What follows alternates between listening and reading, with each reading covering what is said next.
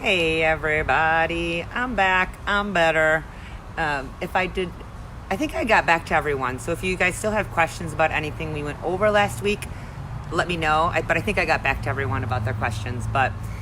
So I'm just taking a break from calls right now, and I wanted to jump on really quickly because I've been doing a lot of like Zoom consultations for other service dog teams, and one thing that's come up twice in the past week is that when you're talking to someone about service dogs, or you're teaching them, right now you're probably teaching them distance service dog training wherever you're at in that process. But the one that came up today for me was this lady had been working. She's a owner trainer. She's training her own service dog. She's not a dog trainer, so she hired someone to just help her through that. So not totally uncommon. Actually, those clients are kind of my favorite service dogs to do.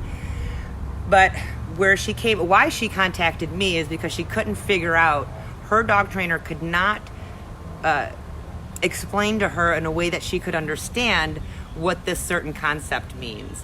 And so everyone kind of, says this differently, but she kept calling it, oh crap, what was she calling it now?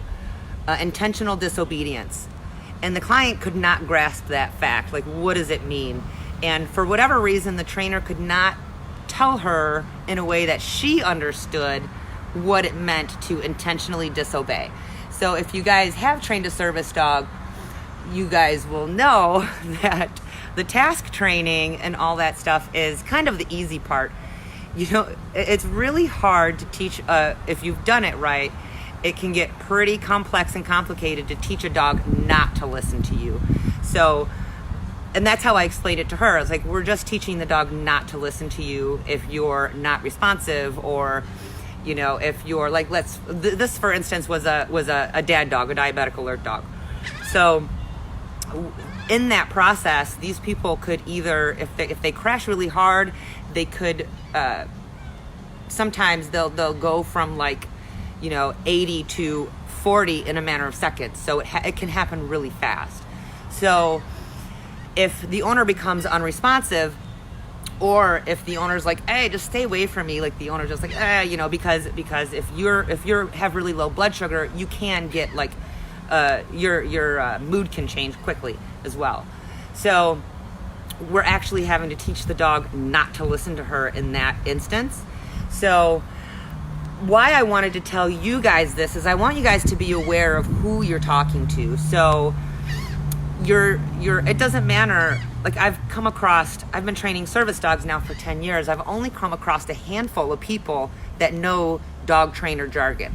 So it might make you feel good and make you feel like smart or whatever to throw this dog training jargon at people.